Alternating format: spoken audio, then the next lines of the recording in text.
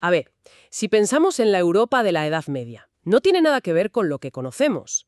Era un mosaico, un caos de cientos de reinos, ducados, señoríos. Totalmente fragmentado, sin estados fuertes, sin códigos de leyes unificados. Exacto. Y ahí lanzo una pregunta muy práctica. ¿Cómo podía alguien, no sé, de Castilla, firmar un contrato con alguien de Flandes? Y que eso tuviera alguna validez, claro. ¿Y si había un problema? ¿Qué ley se usaba? Es que la respuesta es fascinante. No era la ley de un rey. Era algo mucho más, sutil y a la vez más potente. El jus commune. El derecho común europeo. Hoy vamos a analizar las fuentes para entender qué fue este sistema operativo jurídico que conectó Europa y veremos cómo nació de una fusión extrañísima entre el mundo romano y el eclesiástico y cómo su código fuente, por así decirlo, sigue muy presente en la tradición hispánica y sobre todo en la colombiana. Es que la idea es contraintuitiva. En una era de máxima fragmentación política, existió el sistema jurídico más unificado que ha conocido Occidente, y lo increíble es que no fue una imposición de un emperador. Fue una creación intelectual, nacida en las universidades. Totalmente. Vale, vamos a desgranar esto, porque es que para que algo así surgiera se tuvo que dar una especie de tormenta perfecta histórica. ¿Cuál fue el primer ingrediente? El primero, y el más importante, fue un inmenso vacío de poder. Claro. Tras la caída de Roma, entre los siglos V y XI, Europa era un caos. Reinos germánicos, señoríos feudales. El poder estaba totalmente disperso. Y el derecho también, supongo. El derecho era local, oral, basado en la costumbre de cada aldea. No había ninguna autoridad que pudiera imponer una ley para todos. Era un vacío que, bueno, pedía a gritos ser llenado. Un vacío de poder y un mosaico de leyes que ya no servían para un comercio que empezaba a moverse. Y en medio de ese vacío aparece un tesoro. Precisamente, ese es el segundo factor. Un redescubrimiento que lo cambia todo. En el siglo XI, de repente empiezan a circular por la Universidad de Bolonia unos manuscritos olvidados. El Corpus Juris Civilis de Justiniano. El mismo. Es como si en un poblado de cabañas de madera alguien encontrara de repente los planos para construir un rascacielos. Es la analogía perfecta. De verdad. De repente, una Europa con un derecho muy básico tenía acceso a un sistema, de una sofisticación, una lógica y una coherencia asombrosas. Ya. Las universidades, con Bolonia a la cabeza, se convirtieron en laboratorios donde se estudiaba con auténtico fervor este derecho culto. De acuerdo. Tenemos el vacío y ahora tenemos los planos del rascacielos. Pero falta la constructora. ¿Quién tenía el poder real para aplicar algo así en toda Europa? Y ese es el tercer y decisivo factor. La única superpotencia de la época. La Iglesia. Ajá. En la Edad Media, la Iglesia no era solo una autoridad espiritual. Era la institución mejor organizada de Europa. Tenía su burocracia, sus tribunales por todas partes y, lo más importante, su propio sistema jurídico, el derecho canónico. Que a diferencia de las costumbres locales, sí era universal para toda la cristiandad, ¿no? Exactamente. Obras como el Decretum Gratiani, hacia 1140, fueron un esfuerzo titánico por organizar miles de normas. Y las decisiones de los papas, las decretales, funcionaban como leyes universales. Entonces, el escenario estaba listo. Por un lado, la técnica del derecho romano. Por otro lado, la autoridad y la organización de la Iglesia. Su unión era casi inevitable. Entendido. Tenemos estos dos sistemas gigantescos funcionando en paralelo. Uno muy académico, redescubierto en las bibliotecas, y otro con un poder inmenso en el día a día. ¿Chocaban entre ellos o encontraron una forma de colaborar? Bueno, más que colaborar, se fusionaron.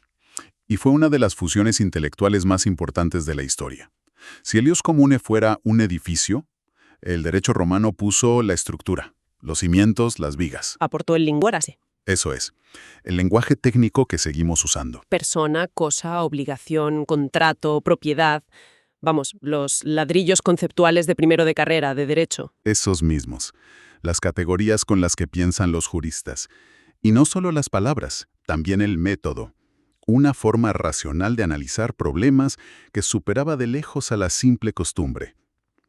Toda la regulación de la compraventa, el arrendamiento, el esqueleto del derecho privado viene de ahí. El digesto de Justiniano fue una auténtica mina conceptual. Vale. Roma pone el hardware, la ingeniería del edificio, pero a ese edificio le falta, digamos, un alma, unas normas de convivencia. Ahí supongo que entra la Iglesia. Precisamente. Si Roma fue la estructura, el derecho canónico fue la conciencia y el sistema judicial de ese edificio. Para empezar, aportó una jurisdicción universal y activa. Claro, sus tribunales estaban por todas partes. En todas partes, aplicando una ley común. Y además, Se reservaron áreas clave, ¿no? se reservaron el corazón de la sociedad, todo el derecho de familia y matrimonial, decidir si un matrimonio era válido, una nulidad, la filiación de los hijos, eso era cosa de la Iglesia. En toda Europa, Pero fue más allá. Se metió en los negocios, en los contratos. de lleno. Y este es un punto crucial. El derecho canónico introduce una dimensión ética en los contratos. Mm. Principios que hoy nos parecen obvios, como la buena fe, que los pactos deben cumplirse de buena fe, o la prohibición de la usura, son aportaciones directas del pensamiento canónico. O sea que introdujo la idea de que no todo vale, que un contrato no solo tiene que ser legal, sino también justo. Exacto. Y su gran herramienta fue la equitas, la equidad. Servía para moderar la rigidez de una ley civil que, aplicada al pie de la letra, podía ser injusta. Una válvula de escape. Sí, para buscar la justicia en el caso concreto. Y por si fuera poco, perfeccionó el modelo de proceso judicial, el proceso romano canónico, que es la base de nuestro proceso civil moderno. Resumiendo, Roma da la lógica, la Iglesia la autoridad, la jurisdicción y una capa de moralidad. No se podría decir mejor. De acuerdo, tenemos los dos ingredientes. Técnica romana, moralidad canónica. Pero sigo sin ver cómo se mezclaron. No hubo un rey que dijera, a partir de hoy, fusionaos. Tuvo que ser algo más orgánico. Totalmente. Fue un proceso académico y profesional. La mezcla no se hizo por ley, se hizo en la cabeza de los juristas. Y los dos grandes motores fueron las universidades y el método que inventaron allí. Empecemos por las universidades. Eran los laboratorios donde pasaba la magia. Absolutamente. En las grandes universidades, como Bolonia, París, o aquí en España, Salamanca, no se estudiaba derecho romano o canónico. Se estudiaban ambos. Ah, vale. Los graduados, los famosos doctores utrisque iuris. Doctores en ambos derechos. Exacto. Salían de allí con los dos sistemas integrados en su cabeza.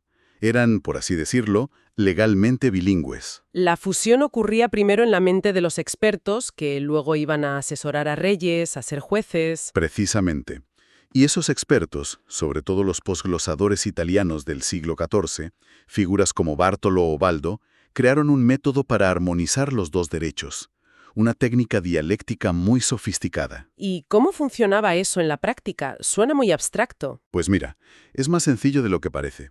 Imagina que se plantea una pregunta, una cuestión. Por ejemplo, ¿es válido un contrato de compraventa si el vendedor no sabía que el barco que vendía se había hundido justo antes? Vale. El jurista montaba un debate teórico, una disputatio. Por un lado, los argumentos del derecho romano, quizá muy estricto con la existencia del objeto. Por otro, los del derecho canónico, que insistirían en la buena fe del comprador. ¿Ponían a las dos fuentes a discutir en el papel? Eso es. Y tras analizar los pros y los contras, llegaba una solución razonada, la determinatio, que normalmente integraba lo mejor de ambos mundos. Este método, repetido miles de veces, es lo que de verdad tejió el ius comune. Fascinante. Pero me queda una duda. ¿Qué pasaba con las leyes de cada sitio? Los fueros, las costumbres. ¿Este superderecho de los universitarios las barrió del mapa? No. Y esa fue la clave de su éxito. Funcionaba como derecho supletorio. ¿Cómo? La primera norma a aplicar era siempre el derecho local, el ius proprium. Pero estas leyes eran a menudo incompletas. Cuando la ley local no decía nada, cuando había una laguna, entonces todos acudían al ius comune. Era la red de seguridad. La red de seguridad jurídica de toda Europa. Exacto. Esto es toda una lección en la historia, pero la pregunta clave es, ¿por qué nos importa esto hoy? ¿Por qué este sistema medieval es relevante para un jurista, no sé, en Colombia en el siglo XXI? Porque la línea de influencia es directa e ininterrumpida. Si conectamos los puntos, vemos que el ius comune se convierte en el núcleo del derecho castellano a través de universidades como Salamanca, y se plasma de forma monumental en una obra clave, Las 7 partidas de Alfonso X el Sabio, que es, en esencia, una recepción masiva de este derecho común. Y de Castilla da el salto a América. Viajó en los barcos, supongo. Exacto. Viaja con la conquista y forma la base del derecho indiano. Y esto fue crucial porque le dio una estructura jurídica común a todo un continente.